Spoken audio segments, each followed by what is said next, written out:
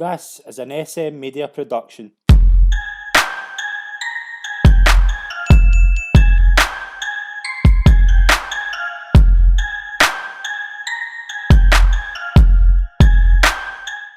Hi everyone and welcome to the 11th episode of the Sit Down right here on SM Media.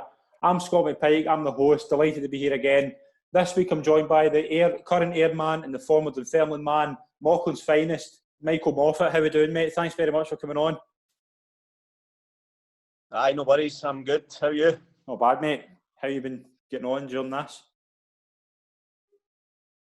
Aye, it's good to get the football back. It was a long few months without it, but hopefully we're getting kind of back to normal now. But you never know, the lockdown seems to be coming back round, so I'm sure it's affected everybody differently, but we just need to try and go on as best as we can.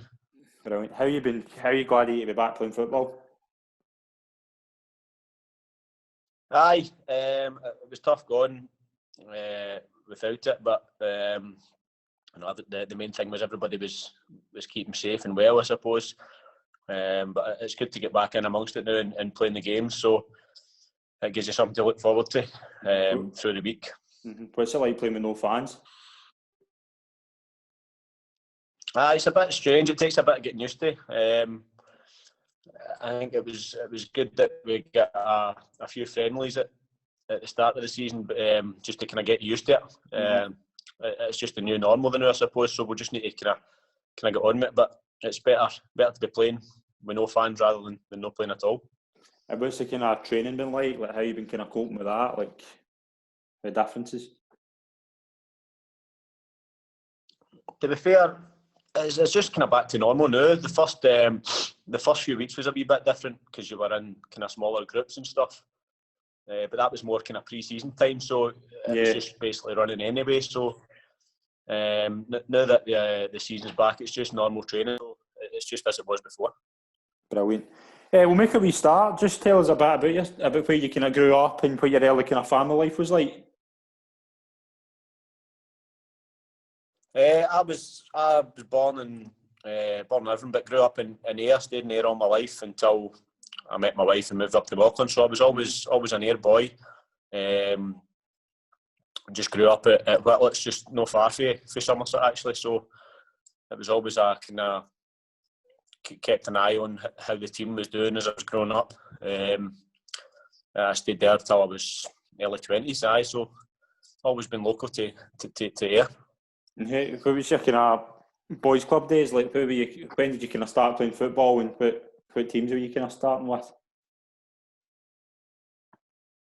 I was actually quite late getting into football. I was talking about it the other day because my wee boy's 5 now and I help out his team. I was actually 10-year-old when I started boys' club, and that was Prestare they were called. Yeah, I don't think they're a team anymore. Prestare, no. I think they've kind of folded.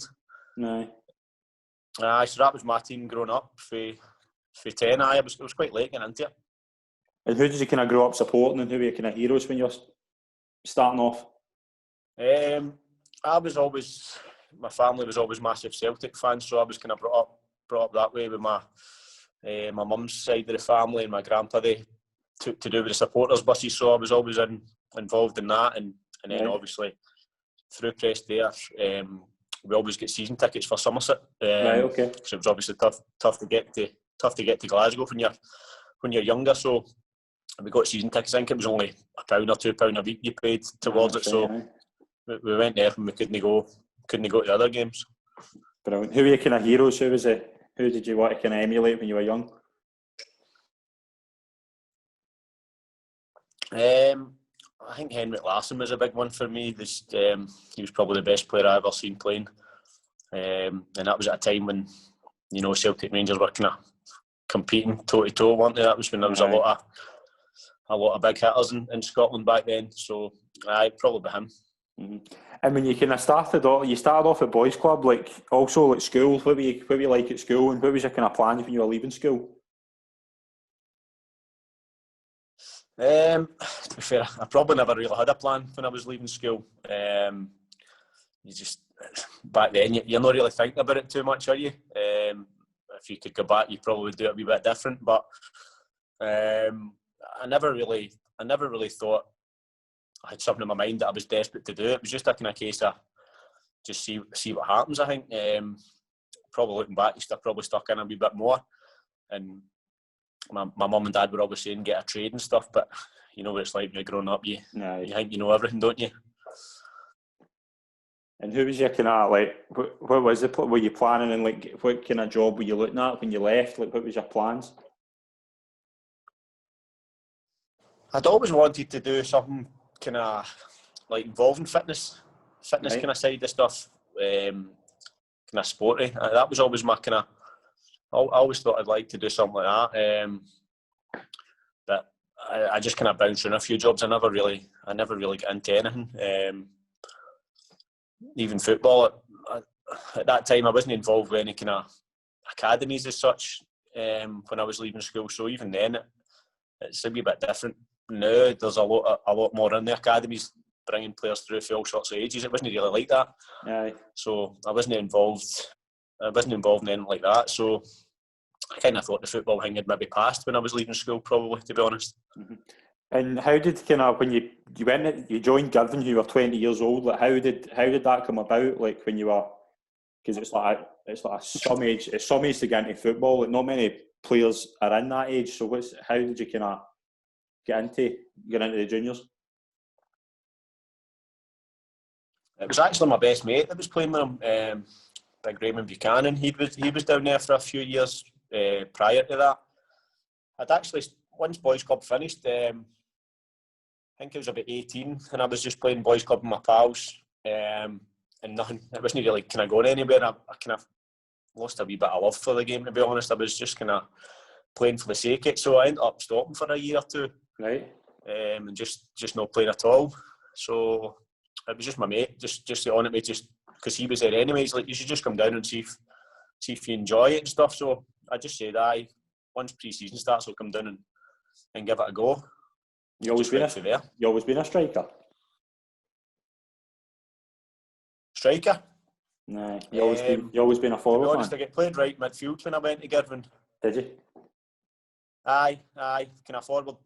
Aye, out in the wing or up front. Aye, so I played right mid when I went to Girvan at first.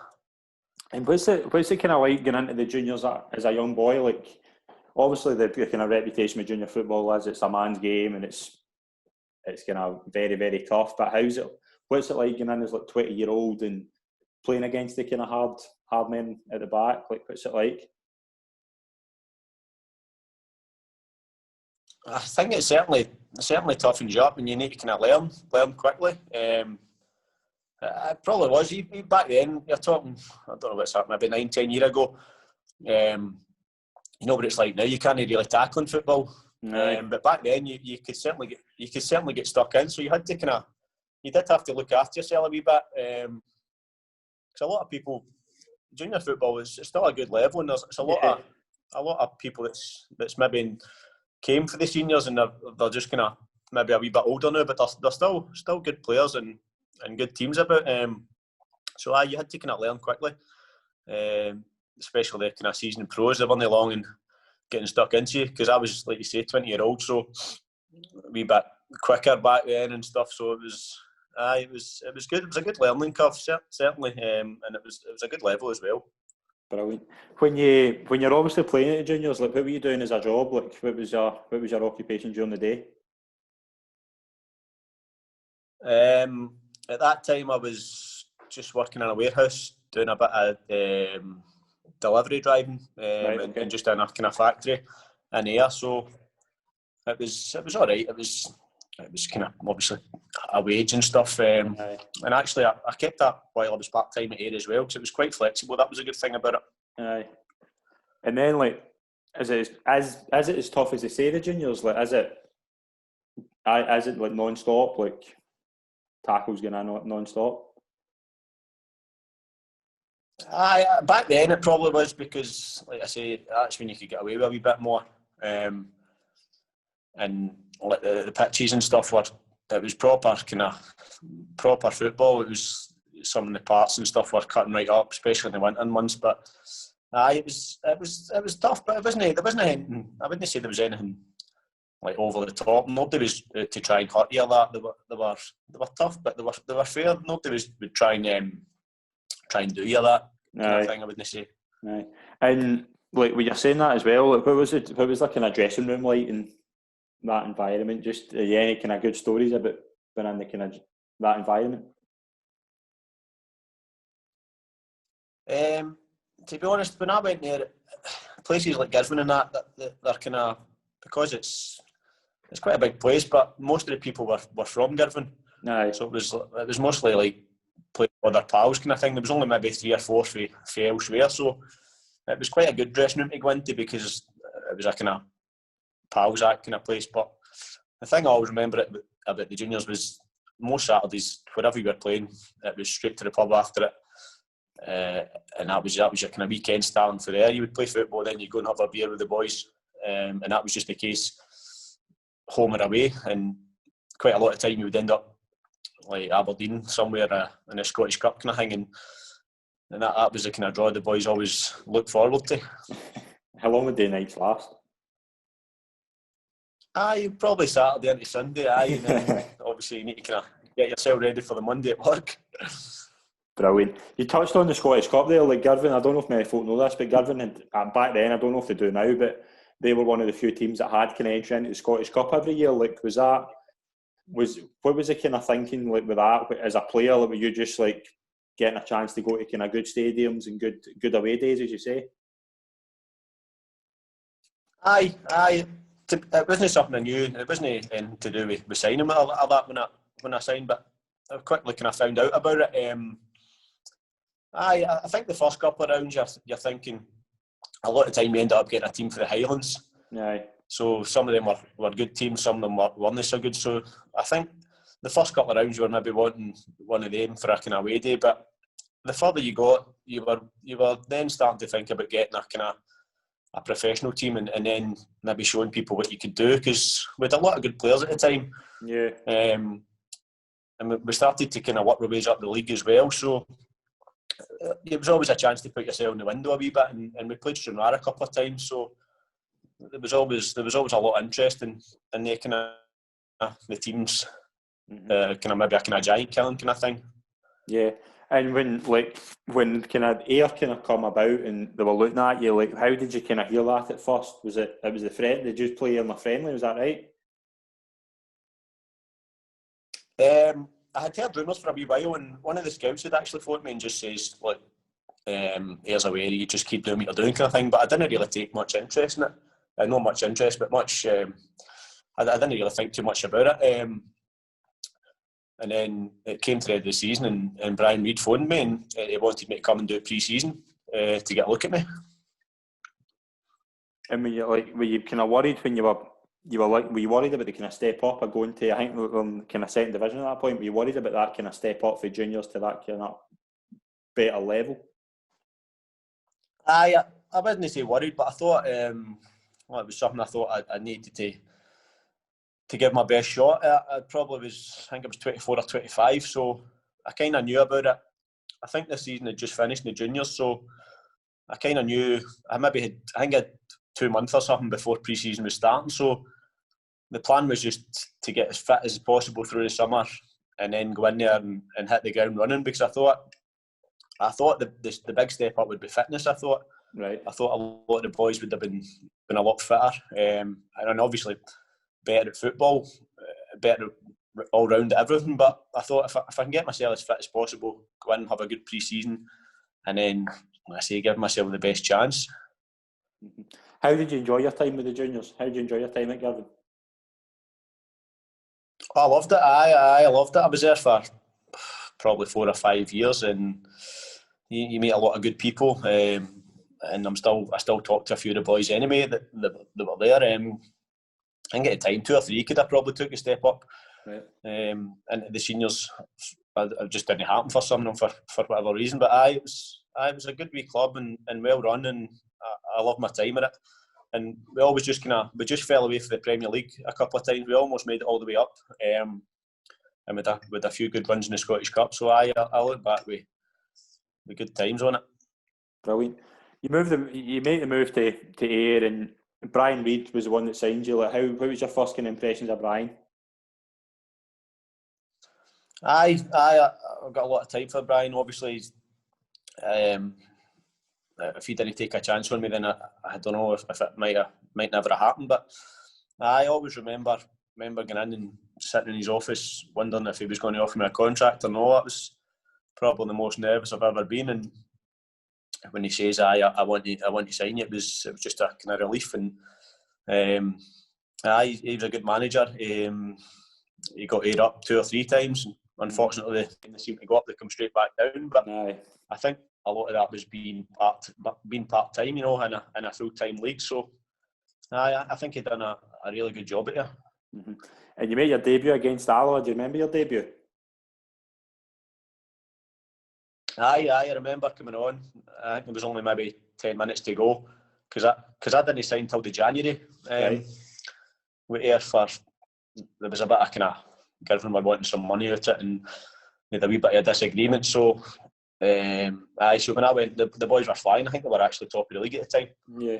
I remember it was a 1-0 win. I think I get 10-15 minutes. So I always remember that day. Were you nervous going on? I touched the ball about 3 times. Were you nervous going on that day, like for your debut, like just as I say, like making the move up, and were you kind of nervous at how fast the kind of speed would be compared to what it's like in the junior level? I would say I was probably a wee bit more excited. I think a wee bit of nerves, but it was. I'm sure we were winning 1-0 at the time, and it was only kind of 10 minutes to go. It came about quite quickly. He hadn't said you were going on or that. He just kind of turned around at one point and said, "Right, let's get ready." So didn't really have too much time to think about it, and then before you know it, you're on. So it was just good to get on, and but I'd been training with the boys now for a while, so it was just good to go on and get a debut. Mm-hmm. You form a good strike partnership with a man who's very familiar with this show, Mark Roberts. What's Mark like as a guy? He's mental. He's brilliant. He's brilliant. He's a brilliant guy. He helped me a lot when I came, because obviously kind of same position and stuff. So he was always there to talk to you about things and kind of guide you through things. But he was a great player. I think I got him the last 2 or 3 years of his career, but you could still see with his touches and stuff that he was still a brilliant player. Mm-hmm. You got a Mark Roberts story? Mark Roberts story? No. Try to think of a clean one. Go for it. Whatever suits. I'll actually try. His first. This is when he was a manager. Right. The first game as a manager. So first game in the league, we drew against Stenhousemuir 1 each. So we were winning 1-0 in the full game. Lost a goal right at the end. So he comes in absolute raging. Like he was a bit kind of old school in that way, that he just lost it. When he lost it, he did lose it. So comes into the changing room at full time, and there's a big kind of bed in the middle, or a big table with all your foods and your juices, and I think there was pancakes and jam and all that sitting. So he's just come in and just started launching things all over the place. And the kit man stand, Alan Kerr, do you know him? I know all of them. He's a kit man at the time, so he's standing at the door with jam covered in his face, or this water, and everything just falling right off his face. The boys are trying not to laugh because he's gone mental. So he had a few of them in his time at here. When he lost it, he proper went for it. As I say, it was a good team as well. Who else were the kind of characters in that dressing room?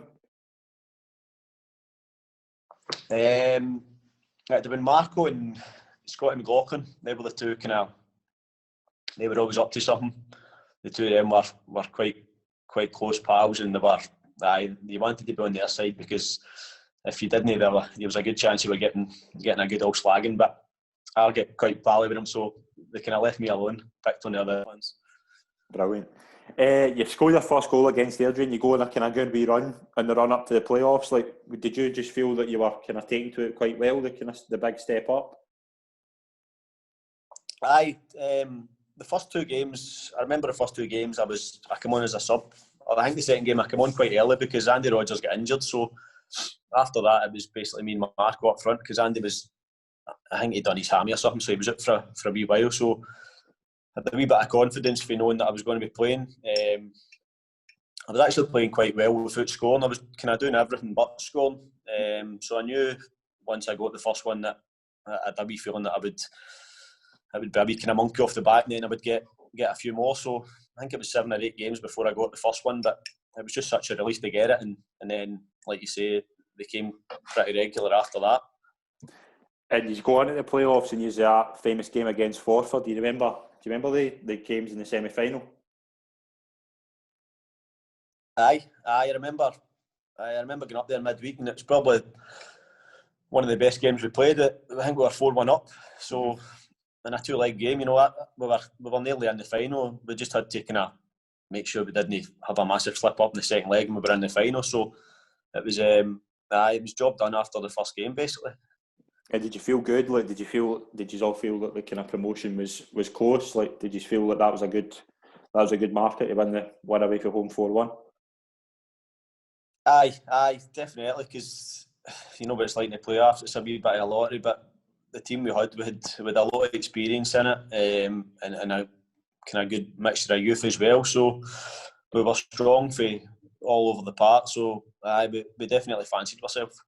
A 3-each draw in the second leg sees you into the final. We just played Brecon. It was 1-1 in the first leg. I think that was at Somerset. Is that right? Aye, I was at home. Aye. Mm-hmm. You won 2-1, and you score the winning goal. Just like in 5 months, you've went for the junior league up to the kind of first division and the SPFL. How big a accomplishment was that personally for you? It was pretty much a dream at times. You're thinking, just go on and you just want to go and do well for yourself and show people what you can do. But you're never really expecting it to go so well, probably. And like you say, in the space of 4 or 5 months, you've went for playing the juniors to score the winner, and then there's songs and all that coming out about you, and you're just kind of all over the internet. At some point you had to kind of pinch yourself and think, has it really happened? But that's a moment that will live with me forever. That day we were battling them. We were down 1-0, but it just seemed as if it was going to be one of the days where we couldn't score, and then we got 2 in the last 10 minutes, and it was some way to win it. It was brilliant day. I remember it well. When you say that though, it was quite you're quite popular with it. The Ayr United fans took a right shine to you straight away. Like, how did that feel? That was good. That was a big kind of confidence boost, because you never know how they're going to react to signing somebody for the juniors. You know, half them probably never heard of you, and they're probably thinking, why are we signing somebody for the juniors who's never played seniors? So yeah, you think you maybe got a wee bit to do to win over a few of them. But I think maybe being a local boy, and I've got a few mates who are Ayr fans as well, and social media these days is quite a big thing. See, when you, especially when, like I say, when you're a local boy, and I ended up doing a lot of like presentations for boys clubs and stuff, and I think all that kind of stuff obviously helps out with the way people kind of think about you. Mm-hmm. The following season, you go up to the first division. Like, who were kind of some of the players that Brian brought in that you felt were going to make a good difference? Who did we bring in? I think we ended up bringing in Keegan Parker and Tam McManus and that. I think that we've been through quite a lot of players that season. We kept quite a few of the boys for the season before as well. But getting into that league, I remember that was when Hamilton were in it, Dundee were in it, Ross County were in it. All teams that were probably spending 3-4 times your budget, and we were one. Might have been another part-time team in it at the time, but straight away you're up against it because you're playing against some really good teams.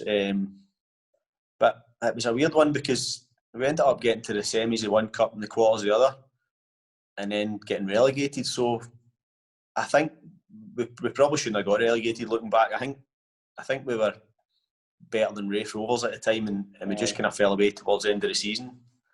Mm-hmm. And like, how did you find the step up again? Like, did you feel it was just a natural progression, just going up and up each year? I certainly found going up to the first division bigger than coming like the juniors to the second division as it was. I think like the full time thing's massive. Players are all much bigger, stronger, quicker. That was certainly I definitely felt like you can tell the difference straight away. Even the pace of the games and stuff, it was much quicker. Mm-hmm. One game I want to touch on before the season started was a famous friendly. Do you know what I'm talking about?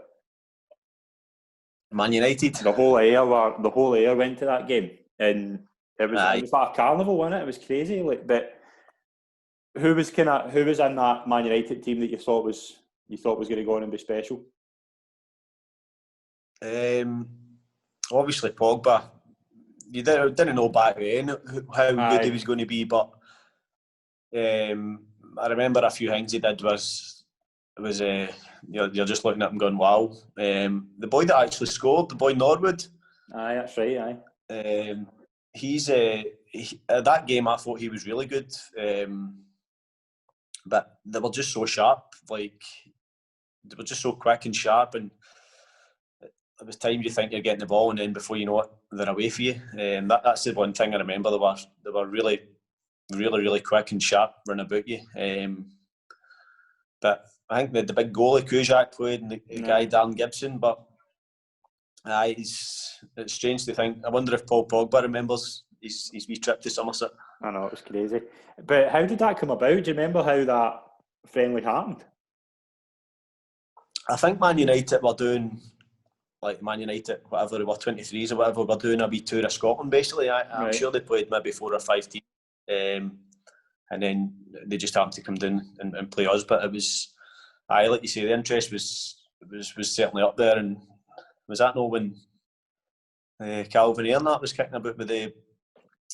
Remember they used to get the lassies when they taps on to do the strips. The lassies had been topless with the strips painted on. I'm sure that was that kind of time. At half time, did Tino come on and the 2 lassies come on as well with the home and away top? Were they not unveiling the home and away top or something? That was mental. Did you ever have any dealings with him? Did you ever have any dealings with him?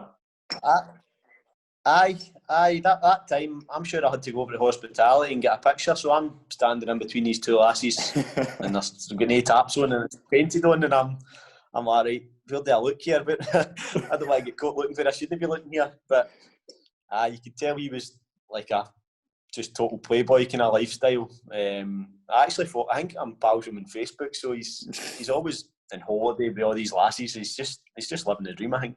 Does he never invite you over? No, I actually remember it was. He told me he was going to buy me a racehorse if I scored the winner against Kelly. Did he? He was going to buy me a racehorse. Aye. So I was raging I didn't get the chance to get a horse. Crazy. But you've gone to the league, and the league, it was a struggle. Like, did you agree it was a tough season that year? Aye. Like I say, you're playing against quality teams every week. I'm sure we played a 4-5-1 formation and just tried to just kind of hit teams in the break. I was playing left wing, I think. In fact, with Gareth Wardlaw up front, I remember. No. Beside Big Gareth. So, it was backs to the wall. But like I say, we just fell short. I think Queens get relegated, and it was between us and Wraith. And I remember we played Wraith Rovers up there, and we were winning 2-1, and we lost a goal in the last kick of the ball. And I think after that, it just went downhill. But if we'd have managed to hang on, I don't think we would have got relegated. Mm-hmm. I think it was that kind of that tight a margin. Aye, it was a tough season, but one positive you can take from it was the cup run in the League Cup. You beat Hearts and St Mirren. Like, how good kind of games were they? Aye, they were brilliant. I'm sure we beat Hearts and Inverness at home and St Mirren away. There used to just be something special. See, playing cup games at Somerset on a Tuesday or Wednesday night. Yeah, with the floodlights and stuff. I always used to get some atmosphere. And we beat 3 Premier League teams in a row, and St Mirren away, I'll always remember that. We got absolutely battered. They were all over us, and we just kind of dug in, and then Chris Smith scored a header towards the end, and I think the Ayr fans had felt that stand behind the net, and it was just pandemonium when we went in. It was some feeling. He's gone to the cup semi-final against Kilmarnock. Like, just talk us through the kind of build up to that game. And Mark said as well, it was just, he didn't feel as if the team done us full justice. Like, would you go along with that? Aye, it was. The build up was mad. It was probably the biggest game between the two for, I don't know if it was ever or if there's been a bigger game, but semi-finals at the National Stadium. It was, the build up was surreal, and we didn't do ourselves justice because we basically just kind of defended it. Didn't feel as if we had any chances to score until they actually scored, and then we had to go for it. But it was too little, too late by then. But I think looking back, maybe we should have set up a wee bit different and had a goal. It's probably a regret that I would have, not personally, because it's not my decision. But that's one game. If we could go back, it would be one I wish we could have played different. And is it like from a personal perspective as well? Like, get out in the National Stadium in a cup semi-final. Like, how was that the highlight of your career up until that point? It was special. Because there was 35,000 there. You know, your family and friends are there. It's what you kind of dream of doing once you get like into the professional game. It's games like that you think they're the ones you look forward to, and you're actually only one game away from playing in a final, which again don't come around much for Ayr United. And on to the league as well. You finished 9th, but there was still a chance in the playoffs. You play Airdrie. Were you the favourites to stay up? Were you confident getting into that final? I think we would have been the favourites, because we were the team for the league above, and I'm pretty sure Airdrie were part-time as well back then. I can't really remember much about the first leg. I think we might have even drew it, but we weren't great. We were terrible, and the second leg, I think we had a lot of players out because with the young boy Jackson Longridge playing, and he gets sent off early doors. Yeah, that's right. Aye. But he would only been 16 or 17 at the time, so I think we must have had a few players missing for it. But it was bitterly disappointing to obviously get relegated. It's not something you want to go through. But the playoffs, we just didn't turn up for them. And also, like when you're going back, you're getting back relegated again. Like, were you keen to stay on, or was there offers elsewhere? No, to be honest, there was no concrete offers to go anywhere. Just the odd rumours, but nothing ever came of it. As a local boy, everything was handy for me. It was on my doorstep, and at the time, obviously, I was still working, so unless it was full time, it wouldn't really been worth going elsewhere part time. So I was happy enough to stay. Definitely. On to the 2012-13 season, Brian Reid leaves. Like, were you surprised when he left, or did you see it coming? I'd heard wee bits. You know, people were talking about this and that, so it didn't come as a surprise. I was a wee bit. I'd rather he stayed and had another go at it, but I don't know if it was his decision or the club's decision, or maybe a bit of both. He maybe thought he'd done as much as he could, because it was, like I said, you're up one year, down the next, up and down. So maybe it was time for a wee bit of freshness. I was a wee bit gutted he left, obviously, because it was his decision to bring me to the club, but they decided to move on. So I was happy when Marco got announced anyway. He was player manager, so it was. Were you surprised? It was still good and exciting. Were you surprised when Mark got announced as manager?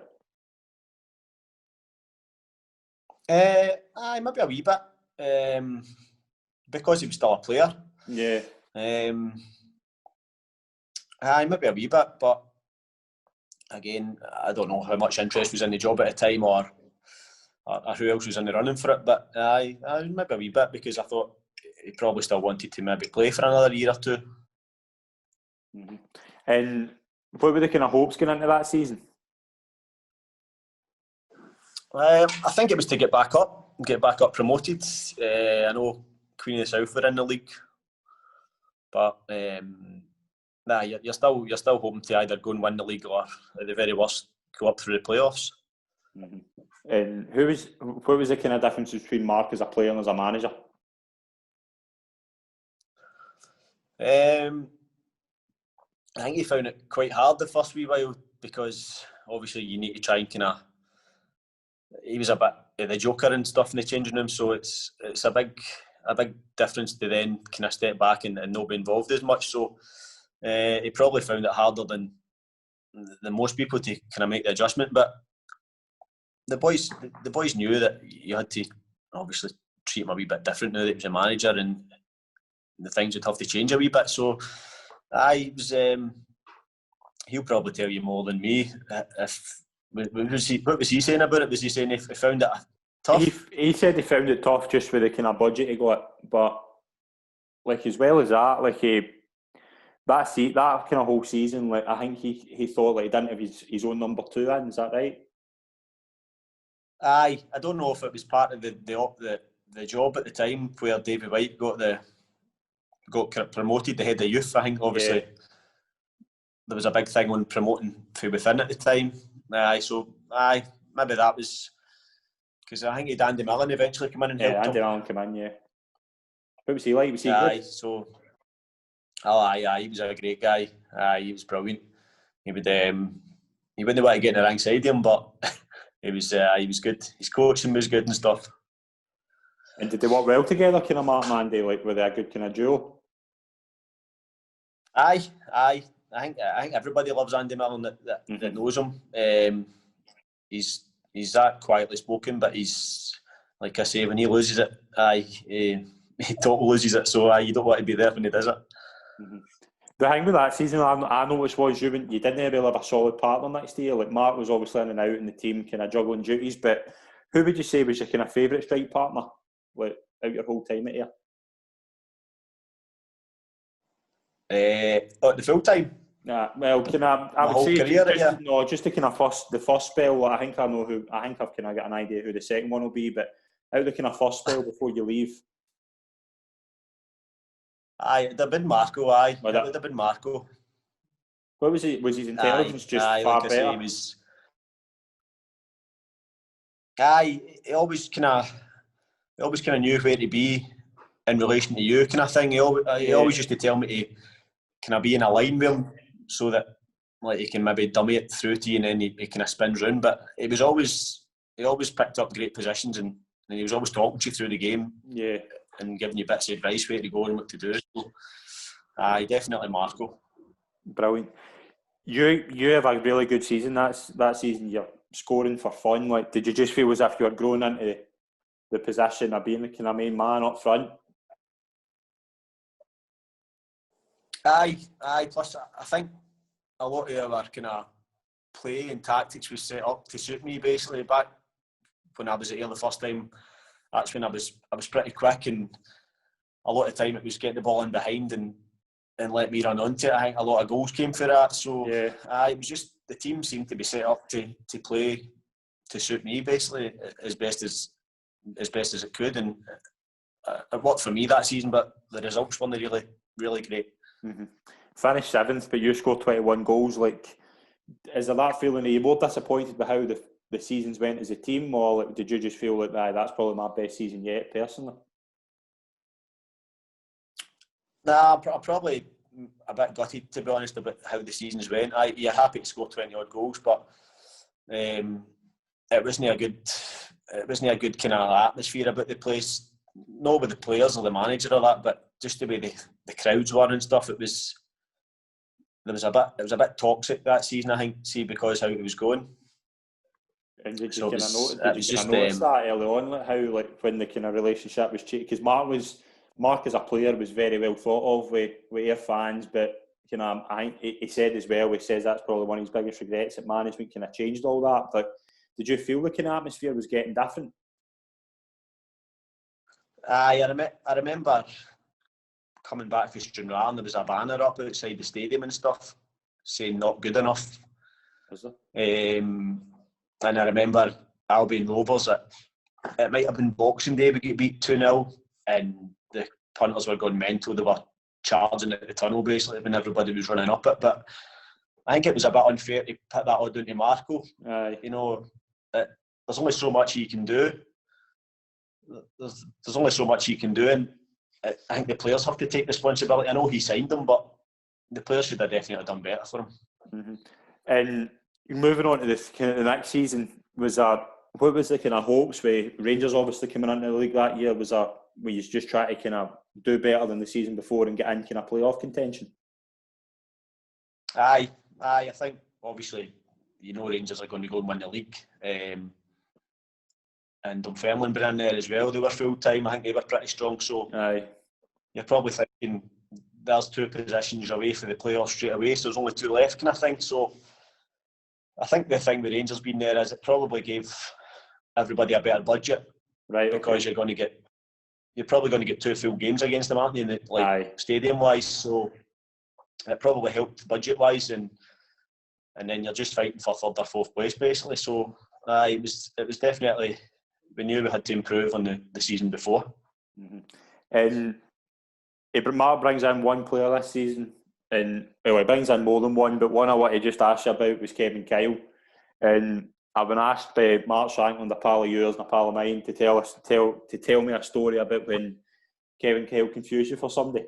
Because this is brilliant. I want to just tell that story because it's phenomenal. This is his first day. He's not met MD, so he's just walked in the changing room. We're training it in the park this night, and he's just walked up, just casual as you like, and he's like to me, "All right, how you doing? You the physio, mate?" I'm like, no, mate, I'm not the physio. I don't actually know if he was being serious or no, because he's got a big weird sense of humour. But he was a funny big guy, to be fair. So after that, I was getting called the Fizz for a while, so. It's kind of stuck actually. It's kind of stuck with a few people. The physio we've got now here, Stevie. Stevie Maguire. He's still with physio, so I still say, "Do you want a hand?" And then he rubs all that. So it's kind of stuck.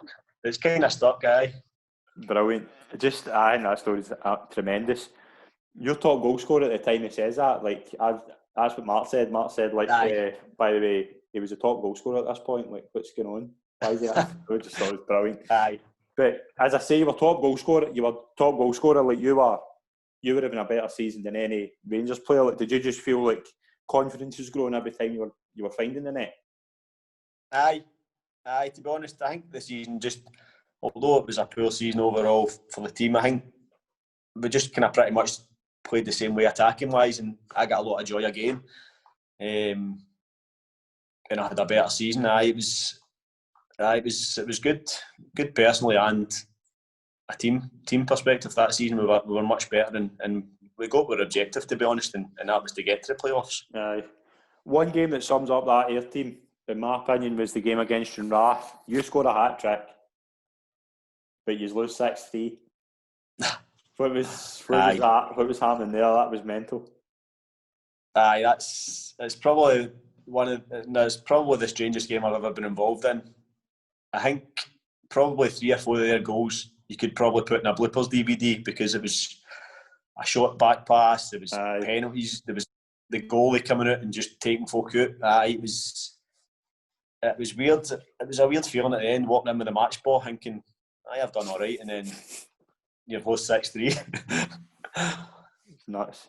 But obviously, when Rangers come into the league, you've got that kind of prospect of going to Ibrox in front of 50,000. Just what was that like, considering where you'd been like a few years before that? Like, what was that feeling like, coming out to that stadium with that atmosphere? It's probably something you never think is going to happen before you actually sign for Ayr, and then you kind of have a look about and you think, this is what it's all about now, playing football in stadiums like that and pitches like that. I know the players probably weren't as good as, well, obviously because they've come up the leagues, but yeah, it's certainly a kind of standard and a level you think, right, this is what it's all about, and hopefully one day we can get anywhere near that, aye, that would be good. Mm-hmm. Who were you up against that day? Like, who were you up against when you were playing at Ibrox? Is that Moshney and McCulloch? Just elbowing Heathery all day, so they would. Were they the toughest? Were they kind of one of the toughest duos you played against? Aye. McCulloch he'd a bit of kind of. He would talk to you through the game, but you know at the same time when that ball's coming up to you, he's just going to smash you. He was trying to be pally with you when you've not got the ball, and then when you've got it, he would just nail you. But aye, that Moshney, he was easy to wind up. You could see him losing the plot. Aye, he ended up fighting, didn't he, the Motherwell boys? That's so aye, he was a bit of a time bomb. You could see it didn't take much to get him riled up. But he's finished fourth. I mean, Mark said as well like, how good that season was. Like, he's finishing fourth was a big accomplishment. You were top goal scorer in the league. Like, was that the best season of your career personally? Aye, because that's when you've got Rangers and Dunfermline in the league, like I was saying earlier. So that's the standard of the teams are a wee bit better. I think we actually stayed in the playoffs the full season as well. I don't think we moved to fourth or third. I think we were there, so it's not as if we sneaked in. We were there in merit, and we just didn't turn up when the playoffs actually came about. But it was, I'd say overall, it was a pretty decent season. Mm-hmm. The game I want to touch on for that playoffs was the defeat against Cowdenbeath in the final. Like Mark says, how disappointing that was for him. Like, how did you feel about it? Aye, it was bitterly disappointing. I remember the first game, I think we lost 2-1, but we were probably lucky to still be in the game because I think everybody thought Cowdenbeath wouldn't be up to much, but that's when they had Greg Stewart and Kane Hemmings up front. They had a good strike force anyway. But I think we lost a goal in the first 20 seconds, so it was basically a game nearly over already. So I think that was the biggest disappointment. We didn't give ourselves a chance. Mm-hmm. And see if Ayr had went up, would you have stayed? If Ayr went up, mm-hmm. I'm not sure. I'm not sure what would have happened. The big kind of thing was the full time. That was the big difference. If Ayr had went full time, I probably would never have left. No. And how did that come about? Like, the Dunfermline interest, when did you first kind of hear they were looking at you? It was just towards the end of the season. Geggsy had messaged me a few times. He was at Dunfermline. Yeah. Andy Geggan.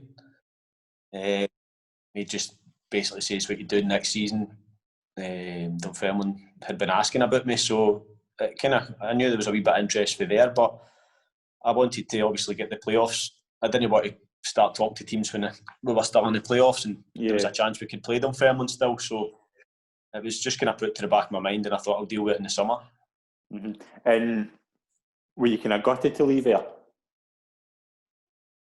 Aye. I'd always said that it would need to be the right move to leave. I wouldn't just leave for the sake of going somewhere else for an extra £50 a week or something. I wouldn't have left to go part-time anywhere else. Aye.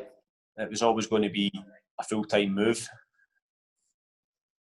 And as well as that, like, obviously Jim Jeffries, the Dunfermline manager at that point, was he a big kind of reason you went there? Aye, it was him, and to be fair, it was Neil McCann that did a lot of the kind of work for him, I think. Jim Jeffries had phoned a few times, but it was Neil McCann I had met with, and I was basically dealing with him through it all. What was he doing at that point? He was a coach with John Potter, and they were basically working. They were the two coaches underneath. Right. Okay. So Jim Jeffries was more he was a manager, but he never took anything to do with training or that. He was just a kind of overseeing everything. I think the plan was always for Neil McCann and John Potter to take over. Right. Okay.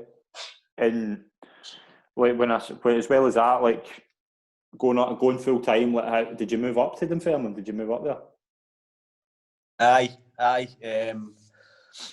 My missus was pregnant at the time, so I wasn't keen on the travelling to start with. It wasn't going to happen for a while. The move, to be honest,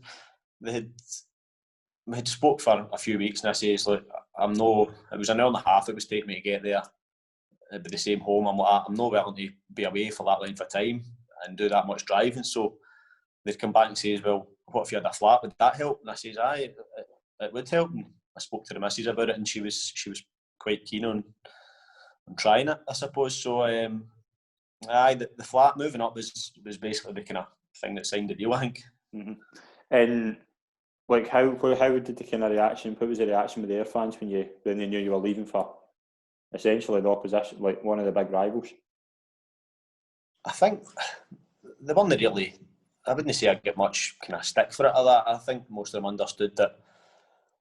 I know it was the same league, but I always wanted to be full-time football. As soon as I get involved with it was, if they'd have went full-time, I would have stayed. But it was just every year, everything was changing every year. See, because it's part-time. Yeah. You know what it's like, part-time teams, part-time players, they just come and go every single year. So it's basically a rebuilding job every year. And I had the security of a 2-year deal. I had a flat to go and stay somewhere else, and like I say, full-time football was a big thing. But I know the fans, I think, were pretty understanding. I think most of them seen where I was coming from, and they were probably a bit worried that I'd left. But no, I enjoyed my time up there. It was a big club. Mm-hmm. And you scored your debut and go back to you went back to Somerset as well. How was it like going back to Somerset as the opposition? It's probably the worst I've ever played in my life, that first game. Was it? We won 1-0, but I couldn't even control the ball. Everything, I don't know. I think it got it got the better of me for some reason. I don't know why.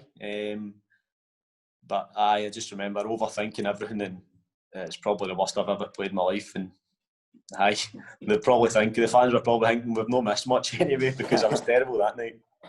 And you start pretty well that season. You do really well, but you go on a week in a bad run. You go 16 games without scoring. Like, what was going on there?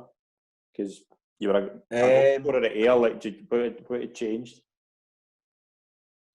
I think the whole style of play thing had changed. Like Dunfermline, it was all about building for the back and kind of passing team. They weren't really direct, as in getting the ball turned and behind. So I remember the confidence was probably rock bottom, and as well as me no scoring, I don't think the team were doing very well either. So yeah, I'd kind of come in and out the team for a few weeks, and then it was a strange season. I can't put my finger on one exact reason why it went like that, but it probably couldn't have went much worse, to be honest. I think I scored 6 a full season, and we finished 6 or 7, so it was 7th. So it was definitely a season to forget. Mm-hmm. But Jim Jeffries goes and John Potter takes a step up. But how did you find him? How did you find him moving up to management? What was he like as a gaffer? He's a great guy. Him and Neil McCann are two great guys, and I think that was always a plan. I think, like I was saying, Jim Jeffries was always planning to move upstairs, I think, and they were going to take the lead. But I think they maybe just done it a wee bit earlier than they were going to try and get a kind of reaction. Because I think, even though even Christmas time, I think we were still right in it. We were only maybe 3, 4, 5 points off the top. So it's not as if we were 12 points or that behind. And they sacked Jeffries or that. I think they just done it earlier than they were going to. But yeah, Potsy, they changed a lot when they came in, but the boys were right behind them, and they were desperate to do well for them. And we just couldn't get going that season at all. Right.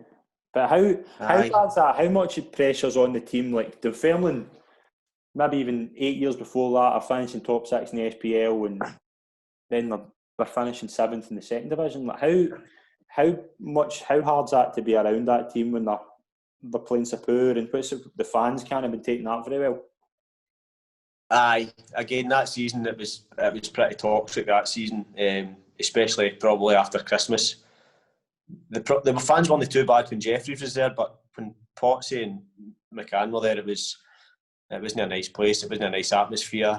I know the players weren't doing it, but it was because it was still pretty big crowds were coming, and you can hear everything. It was a kind of toxic atmosphere.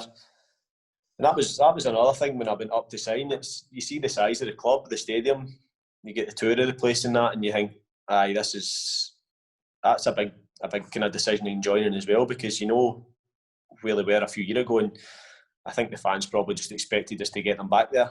We should have done a lot better, because we signed some good players that season, but for whatever reason it just didn't happen. And John Potter, unfortunately, doesn't stay on, and it was he's finished 7th. But Alan Johnson comes in the season after that. Like, how excited were you to work with Alan Johnson? I knew he'd done well with Queen of the South. He'd got them promoted stuff, and he was a kind of attacking player as a winger as well. So I knew that it'd be good to work under him, and that's probably one of the first things he changed when he came in. It was getting a bit more direct and getting the ball up the pitch quicker than we'd done the previous season. And he brings in some good players. Like, who to you stood out, like, for the players he brought in? That season, Michael Payton was brilliant. Joe Cardo was good. Obviously, Face held back too. He was already there, but he had a wonder season. Again, I think we were strong all through the team, for goalkeeper all the way, and eventually we ran away with it. But we scored a lot of goals that season, and I remember giving a few Premiership teams a good game as well in the cup. So it was an exciting attacking team to be involved with. And what did they change? Like, what did they change training wise? Like, was it just better? I wouldn't say the training of that was. I wouldn't say there was much difference with the training. To be fair, Potsy and Neil's training was always class as well. I think the big thing was just getting the ball forward to the front players quicker. It wasn't so much about building out for the back as it had been previous. It was getting the ball quickly up front and then do the damage up there, because in that league the teams are happy when you're playing in front of them, passing about the back and not hurting them. So it was always keen for us to get teams turned and get in behind them. And just before, like, we go on to the whole of that season, like John Potter and Neil McCann, like, how do you feel they didn't get enough time, or do you think they would have turned it round?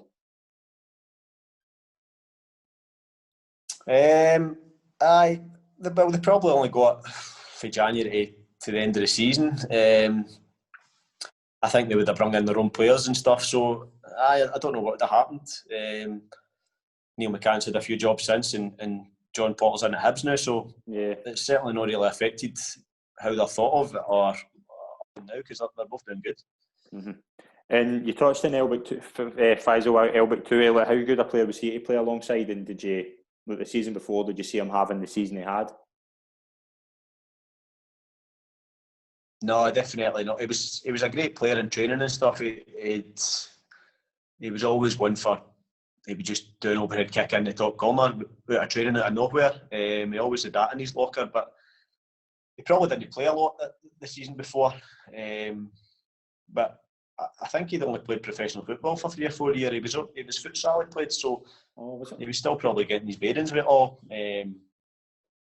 And then Alan Johnson put him in, and he never looked back. He just, everything he hit that season went in. I think he scored 30 goals, and he could have probably had a goal of the season. Oh, he could have had a goal of the season. I think himself probably scored 4 or 5 absolute worldies. And does that make you a better player, like playing alongside somebody who's in form like that? Like, were you complementing each other quite well? I think my role kind of changed at Dunfermline. Rather than being a striker who ran in behind, I was more turned into number 10, I think, as I got a wee bit older, and probably became a better football player for it, but just kind of my role changed. I wasn't a kind of out-and-out attacker like I was at Ayr, scoring all the goals. I think I definitely became a better football player by going to Dunfermline. That's one thing I would take away from going there. My position's probably changed a bit, but I definitely think that with the full-time training and the way we played, I definitely became a better player for it. Excellent. You won the league comfortably. Like, how did you enjoy the season? Just getting up to the Championship, where Dunfermline probably should be, but how good a season was it to get them back up there? Aye, it was brilliant. I think we were heavy favourites to going into it, but I think we were favourites the season before as well. So we knew that you still have to go and do the business. And Ayr we were neck and neck with Ayr United for a while, I think, until after Christmas. They kind of fell away, but that's probably the full time kind of effect kicking in, and I'm sure Alan Johnson went and got 2 or 3 more in at Christmas time to kind of bolster the squad. So we eventually ran away with it, and it was a great feeling just to go and that was one of the other reasons for leaving, because I thought a better chance to go and win the league with Dunfermline, and ultimately it happened, and my first league winners medal, so it was a great feeling. Brilliant. You've got up to the Championship the season after, but Faisal gets a big move. Did you feel that? Did you feel he deserved that, and how big a blow was that to the team? I certainly knew he'd had plenty of offers because the season he had. But it's a blow when you lose your main man for the season. But I think we signed pretty well and replaced him with some other great players. So I think that kind of softened the blow a wee bit. We ended up signing Nicky Clark and Callum Higginbotham, boys that have been about Premier League. So you probably lost one, but gained another couple. And who were the kind of characters in that dressing room? Like who was good to be alongside, and what was the kind of stories for them? Higgy and Nicky were pretty big characters when they'd come in. Nicky's dad was obviously at Dunfermline at the time as a coach, and Potsy was actually still there as a kind of a coach. He just kind of moved down into the did he? Kind of reserve. So that was his kind of job before. So he was still there. He's a great guy to have about the changing room, and he was always up for a laugh with the boys. But it was a good changing room, and I think we did a pretty decent season. We just kind of fell away towards the end of it. Mm-hmm. And you finished 5th. Like, who was the kind of good players you come up against in that league?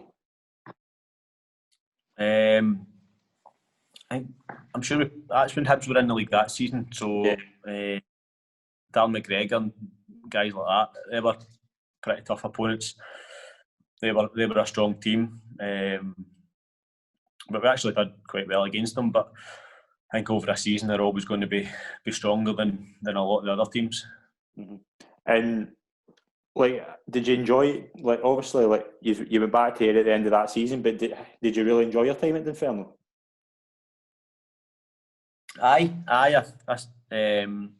The third season was probably, I didn't enjoy it as much because we had ended up moving back down home. So we were travelling. I was travelling up every day. It was a terrible. It's a long journey, to be fair. It's an hour and a half in the morning. Same again after training, and I wasn't playing. I went through a spell, maybe 10 weeks or something. I didn't even get on the pitch, I don't think. So I was actually trying to get away. I was trying to get a loan move down closer to home. So until I get back in the team towards the end of the season, but there was a spell where I just wanted to leave because I wasn't enjoying the travelling, or I wasn't getting a game. And was there other offers? Like, or was it always just coming back to Ayr?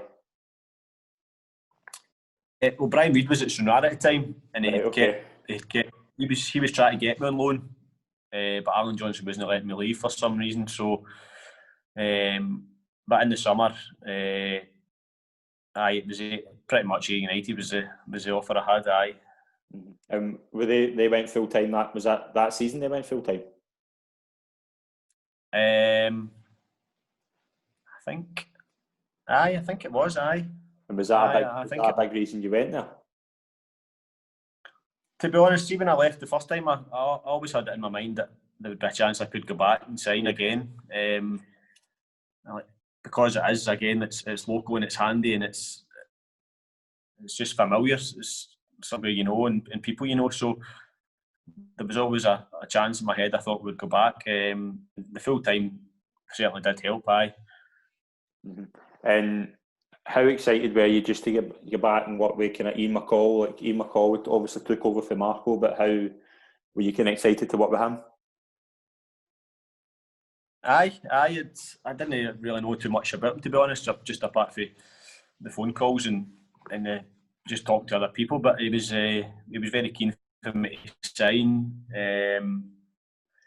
and he got the best out of all the boys, and he's a kind of manager that he only signs certain types of boys, so it's like you always know you've got a kind of good bunch of a good group there, because he'll not sign maybe people that maybe kind of big time kind of boys, or boys that are under the right kind of type. He gets good boys in his teams. Mm-hmm. And was the hopes obviously to win the league? Aye, I think we knew it wouldn't be easy, and Wraith were in there as well. But we signed a lot of good players in the summer. He signed me, Andy Geoghegan. He signed Chris Higgins. So he signed a good bit of experience. Boys that had played at the league above and stuff, and he had a good bunch of younger boys there as well. Boys that had came through the academy, but boys that had probably played a couple hundred games by now. So they weren't the younger boys anymore. They've been about. So it was a good kind of mixture. Mm-hmm. One player that was there who was remarkable for was Lauren Shanklin. Like, did you realise then just how good a finisher he was?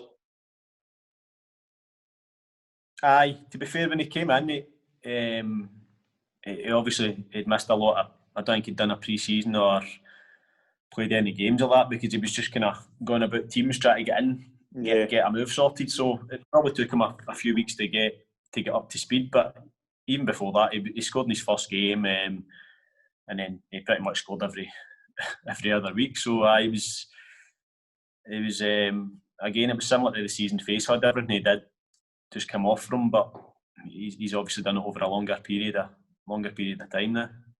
And like the likes of, like, I was speaking to Nicky Devlin's has been on the show as well. He said, like, the likes of Alan Forrest, Robbie Crawford, they were all kind of good boys as well. Like, what were they like? Aye, that's boys that were there when I was there the first time. They were 16, 17. Even back then, they had made their debuts and stuff. So I had been away for 3 years, and they had been there for 3 years. So that's probably 100 odd games they'd played, and you could certainly tell the difference for the first time being there to coming back, that how much they'd improved, and that's just by playing games and getting confidence and getting bigger and stronger, and you can see how well they've done, and they've both moved on to the Premier League now. So we've certainly got a good setup coming up for the academy. Yeah, he's won the league pretty well. And what was the kind of highlights for that season? I just remember it been up and down. I think we were 7 points ahead, and then we were 7 points behind. So you're thinking you're going to win it, and then you think you're going to lose it, and then feeling winning the last day will never be beaten, because we thought we'd lost it. We thought we'd messed it up the week before. That's right. Losing to Alloa. So you're going into the last game thinking there's no way Wraith are going to win. So you're a bit down, but the feeling at the end of the game will never be beaten, because just the emotion, just the winning it on the very last kick of the ball, basically, because Wraith Rovers hit the post in that last game, and if that goes in, you're not winning the league. So it was that kind of smaller margin, but it was just the relief at the end when the whistle went. We knew we had won it. Brilliant. I remember it was a very, very good day. Like, the season after, like, when you move up to the Championship, like, what was it? What was the hopes just to stay up? Like, was that the target? I think probably deep down, I think as a club, because every time they had went up, they had came back down. Yeah. I know this time we were full time, but I think you just need to go in there and not get relegated. Maybe kind of mid-table, just establish yourself for a year or two, and then kind of build up. But we just hit the ground running, and we were on form, and we weren't far away for going all the way again. It was a great season we had. Mm-hmm. The highlight of that game, the highlight of that season, I'm sure, like, was a game at Tannadice. Like, to go there and win 5-0, like, that must have been one of the best games you've played in. Aye, and to be honest, it probably could have been 6 or 7. Easy. It's not as if it was it's probably the best all-round performance I've been part of. The football we played, the goals we scored against a top team. So it and that's when we were flying. We were going really well there, and I just don't think we had the squad depth to live with Ross County in the end up. Mm-hmm. And like the likes of that, like that whole game, like I remember just you and Shanklin just ran the show. Like it was a great performance. I remember it was an Alba and the commentator just trying to say your name was quite funny. That was funny. I remember that. That was Gaelic, funny. was it? Aye, it was like Moffat. It was like very funny. But did you have the thinking that you could win the league for that game? Like were you confident? Well, obviously, like to come for the first of it, like the second division up to the championship, like it was obviously tough. But were you confident that you could do really well that season, or did you worry that it might just, as you say, the squad depth might just kind of cause it to go wrong at the end? I think that was the only thing was the squad depth, but as players, I think everybody was expecting us to fall away, but like everybody outside the club was expecting us to, they'll mess up this week, but we just kept going, and the players just kept growing in confidence and belief, and I wouldn't say we were expecting to go and win the league, but we fancied ourselves to go as far as we could, and I think just towards the end, we ran out a bit of steam, but I think if we had 2 or 3 bigger squad with 2 or 3, or we got a wee bit more lucky with injuries, and who knows what would have happened. Yeah, he's finished 4th. It was an unbelievable season, but he's getting to the playoff against Inverness. Like, were they just a better team, do you think?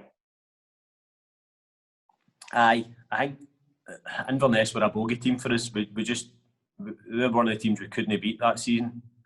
They were a big, strong, physical team. That's the one thing I remember about them. They had big 4 giants at the back, and then they had the big tall striker Jordan White, and that's right, they basically caused us problems. I think they beat us 3-1 at ours, and then to be fair, we went up there and we went up 1-0, and we had a right good goal because we only needed one more to level the tie, and then we lost a goal in the break, and that was a bit of a gutter the way it finished. But obviously, like that, when you kind of lose that playoff, like the season after the last season there, like, did you feel that the kind of squad would be split up just because of how well you'd done? Aye, I think you're always expecting some of your players to move on, because I think even the season before, I think a few of them were linked with going away, and they thought, no, we'll stay and give it another year because the club's been good for them and they've been good for the club as such. So I think a lot of boys thought, we'll give it one more year and see what could happen. We kind of knew that 2 or 3 of the bigger ones would be moving on to better and bigger things. Were you delighted for them? The likes of like Lawrence went to the Ayr United, and when Mikey Rose, did he go? Was it Coventry he went to? Is that right? Aye. You want your teammates to do well. You don't want to be selfish and say, "Oh, stay with us." You want them to go and do as good as they can for themselves. And you're delighted that you can go and get a big move. And Shankers is in the Scotland team now, and Michael Rose is linked to it as well, and he's in the English Championship. So you can see how well they've kicked on, and you're delighted for them. You still stay in touch with the boys, and you're happy for how they're getting on. Brilliant. Like, were you confident getting into that season that you would kind of be there or thereabouts again? Like, and how big an impact was Ian McCall having at the start of the season? Like, just as a manager, just what was he like more than anything? He's pretty old school when it comes to being a manager. As in like training and stuff, he lets his coaches get on with it. He'll come in and he'll chuck a few cones out and tell you to run to it. Basically, that was his kind of input in the training, just getting a wee bit of fitness. He was good. He was old school, but it was hard, but he was fair on the boys, and he definitely got the best at the boys, and his team talks and stuff were pretty good. He'd get you up for a game. That was for sure. And obviously, like when you're hearing kind of rumours that he was linked to going to Partick Thistle, did you think he was going to go, or were you confident he was going to stay? I think I was more. I think the Partick job came up before then, and I thought he'd maybe have left. And then I think there was another 2 or 3 jobs he'd been linked with, and I thought he might go.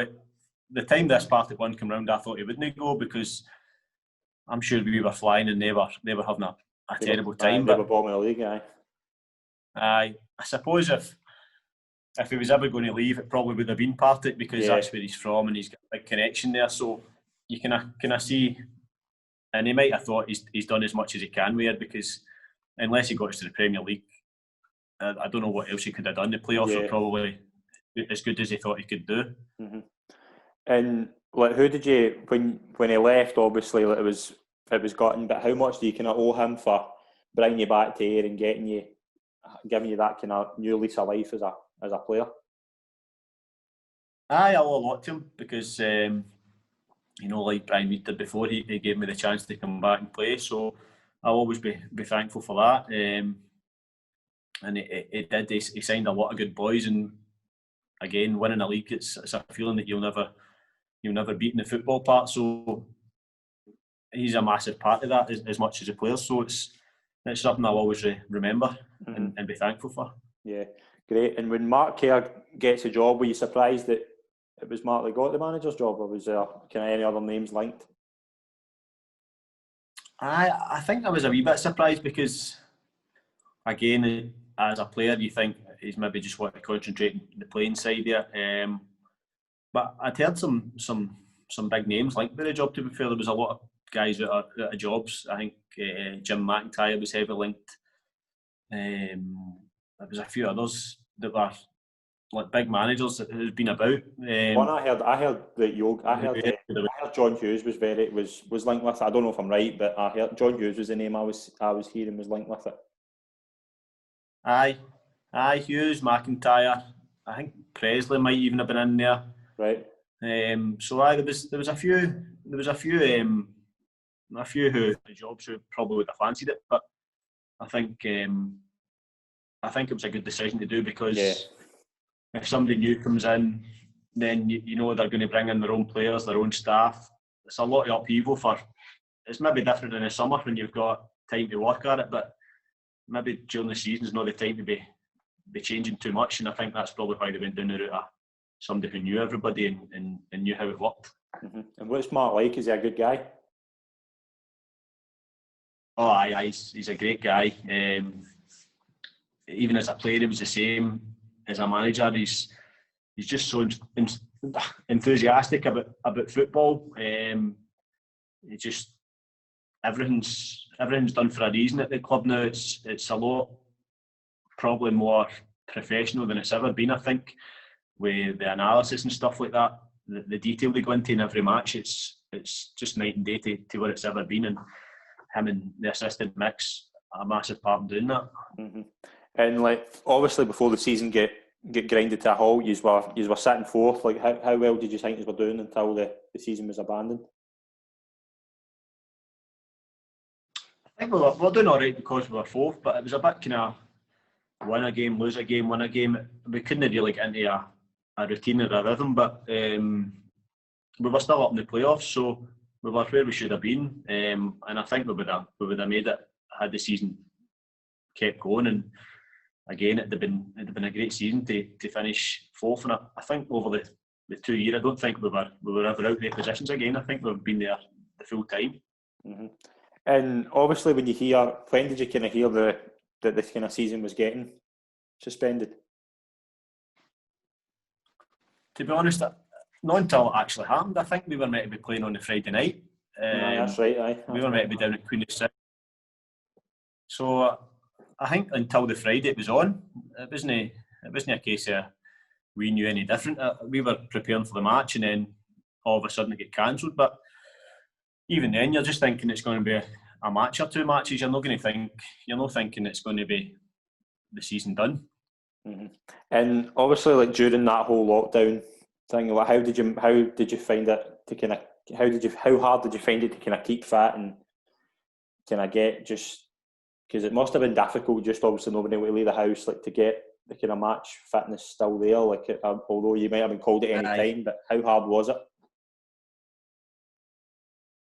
To be fair, I think I'm pretty lucky because I did my personal training course a year or two ago, and I've got my own unit, I've got my own gym, so yeah, I was able to come down here once or twice a day. So I was lucky in that sense, that more for getting out and keeping fit, but just a bit of for your sanity as well, just to so you're not stuck in the house 24 hours a day. So I would be in here once or twice a day, every day, just keeping ticking over. So I was lucky in that sense, but it was tough because you never knew how long it was going to go, and you can train yourself as much as you like, but you can't prepare for football fitness unless you're training or playing matches.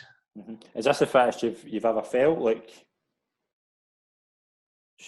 because obviously, I read an article when you said this was the best you felt.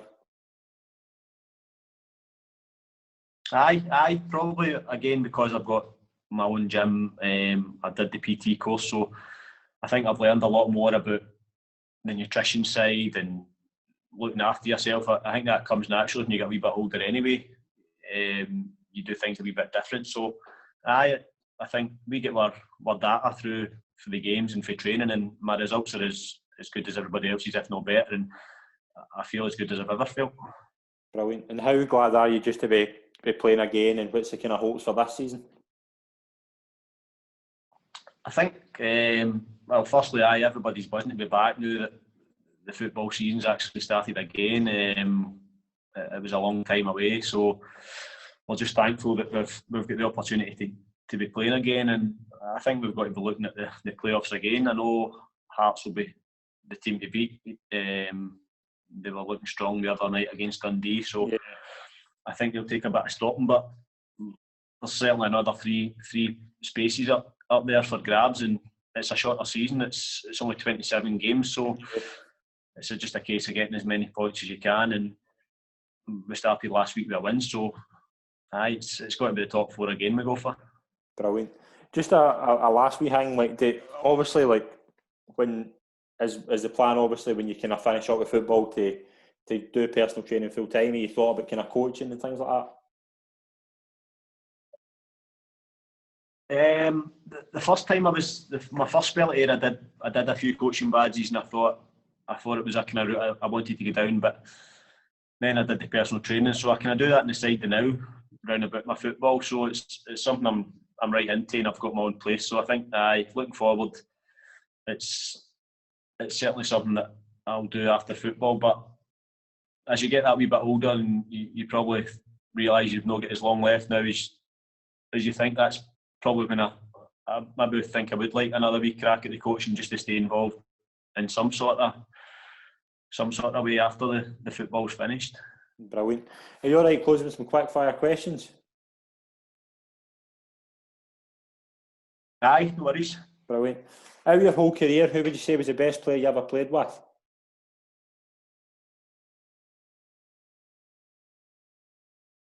Shankers. Was it? Lawrence Shankland, yeah. What was good about him? Just his finishing? Aye, definitely. Aye. His finishing was brilliant, but his all-round game was as well. Some of the goals he scored were right foot, left foot header. So, he's the perfect striker and the perfect strike partner. Brilliant.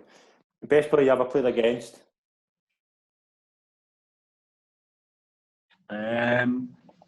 It's got to be Pogba, isn't it? He's done all right for himself. He's done no bad, he must look back in that Ayr game and think that was the time that made me. He must. Aye. He's probably realised he's had to get his knuckle down for them, because he could end up playing with a team like Ayr. He's thought. Brilliant. Favourite away ground you played at?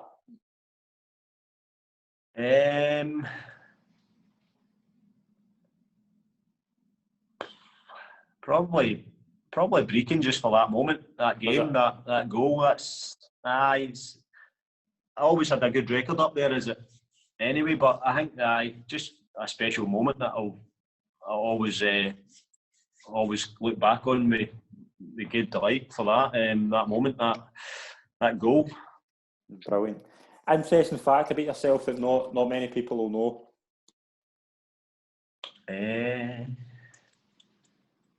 I used to be a chef. I used to be a painter and decorator before I get back into football. Did you? Aye. I didn't even know that. This was aye. Another one is I turned up to watch the Ayr United playoff final against Stranraer. Right, aye, okay. I was see when they get promoted, they won in penalties. Aye. So I was at Dunfermline, so ended up in the hospitality box, having a few beers, and ended up part of the promotion party. Did you? Brilliant. Favourite film or TV show? Went for a night out with him. Brilliant. That's great. Favourite film or TV show? Film or TV show? Entourage. You ever watched Entourage? Aye, I have. Aye, it's good, isn't it? A lot of folks say that. Is it that's just one that? of my favourites. Aye, a lot of folks say that. I think it's good as well. Best friend in football? Aye. Best friend? Probably Andy Geoghegan, because I think apart from 2 years, my full career, he's been in my team. Aye. Apart from 2 years, I think he's always been in my team. So I'll go with Gegsy. Good player. Aye, definitely. Aye, good player. Play a few different positions. Loves to get stuck in, and he's a great guy about the changing room. He's mental and always up for a good laugh. Brilliant. Final question: best manager you played under throughout your whole career?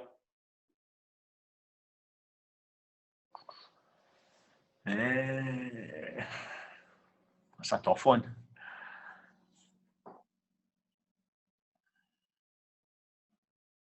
I'm going the current manager, Kerzo. Are you? Do you think he's got good potential as a manager? I think everything's. It's just football. Everything his life's all about football now, and him and Mick, they just put so much effort and you can tell how much it means to them. Everything.